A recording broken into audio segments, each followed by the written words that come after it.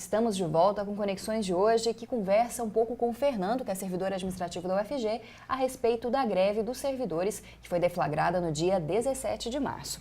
Bom, Fernando, esse movimento, ele também faz reivindicações da última greve, de 2012, se não me engano.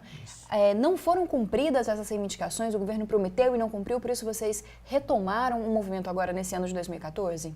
Sim, uma parte da nossa pauta diz respeito ao acordo de greve de 2012, onde o governo se propôs a montar grupos de trabalho para resolver algumas questões, algumas pendências de nossa carreira e algumas outras questões que haveria uma necessidade de um estudo mais elaborado e mais demorado.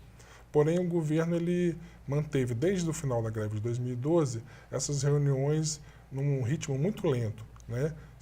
Constantemente adiando reuniões, marcando e adiando, de forma que essas comissões elas fizeram uma parte desse trabalho, mas não fizeram a conclusão, né? E agora, nesse ano, nós estamos reivindicando que o governo conclua esse trabalho das comissões para que seja cumprido totalmente o acordo de 2012 também.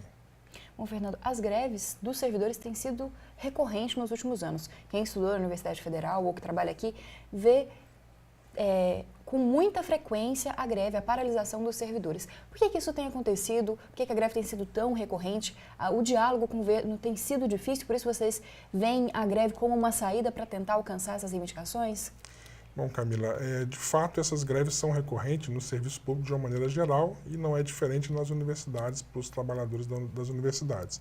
O governo ele não regulamentou ainda um processo de negociação coletiva no serviço público, né? E por isso que ele pode simplesmente não dar reajuste nenhum num determinado período e quando ele resolve dar, ele faz esse reajuste. Então isso leva a categoria a se mobilizar, né, nacionalmente e só conseguir os avanços na carreira, as melhorias salariais, depois de um movimento de greve. Antes disso, diferente da iniciativa privada que tem database e negociação coletiva, nós, trabalhadores do setor público, não temos database e não temos negociação coletiva. Então, o governo ele responde, se quiser, a nossa pauta, né? Uma vez que ele não responde, a categoria é forçada a entrar em greve para conquistar esse aumento. Bom, e em relação às negociações de agora, como é que estão? Vocês têm um canal aberto de comunicação? Também tem uma previsão do que deve acontecer aí nas próximas semanas? Bom, a nível federal, o governo ainda não abriu negociação depois da deflagração da greve. Um pouco antes da greve, ele tentou fazer algumas respostas àquelas pautas de 2012, né? Mas, como eu disse, não foi suficiente a resposta que o governo apresentou. E por enquanto, durante a greve, o governo federal ainda não abriu negociação. Internamente, nós temos uma pauta interna que está sendo negociada com o reitor, que diz respeito mais à qualidade e melhorias no trabalho interno dos trabalhadores do que a questões financeiras. Como é que as universidades estão se articulando para pressionar o governo, para que ele abra a negociação, para que essa greve possa ter fim?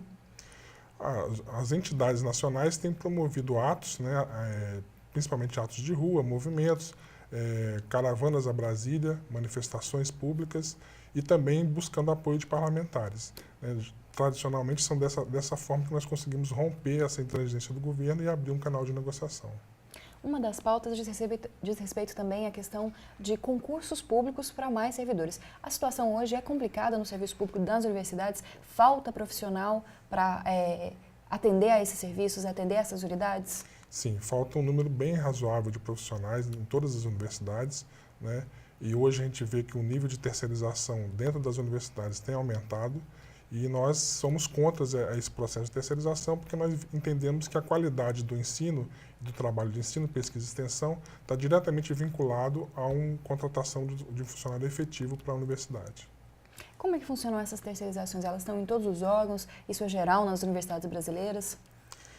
Algumas mais e outras menos, mas de uma maneira geral está espalhado em todas as universidades brasileiras, né? E essa terceirização ela vai muito em cima da demanda de trabalhos, de atividades onde o governo federal ele se nega a abrir concurso, né? E a universidade se vê obrigada a fazer contratações de forma terceirizada.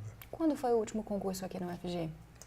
Nesses últimos anos tem havido um concurso praticamente anualmente, né? Todo ano tem um concurso para técnico administrativo.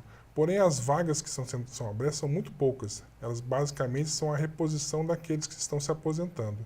E com a expansão da UFG, nos últimos anos, onde ela dobrou o número de alunos, né, e aumentou significativamente o número de cursos, né, não houve uma reposição, ou melhor, não houve um aumento desse quadro técnico-administrativo que desse o suporte para que a universidade continuasse funcionando com praticamente o dobro do número de alunos que ela tem hoje.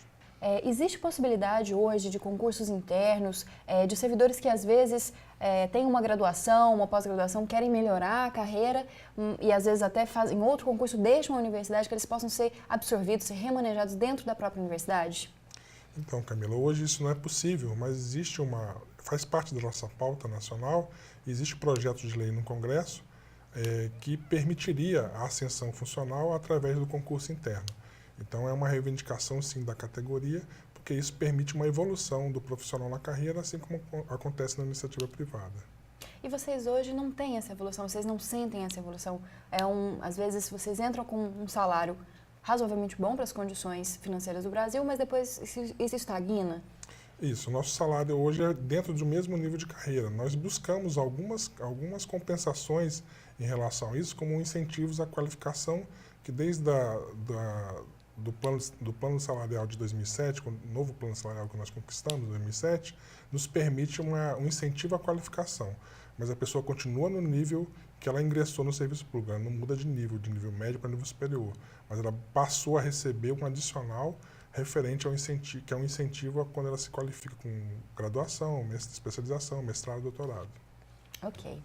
Bom, e você continua conferindo esse debate a respeito da greve dos servidores técnico-administrativos no próximo bloco.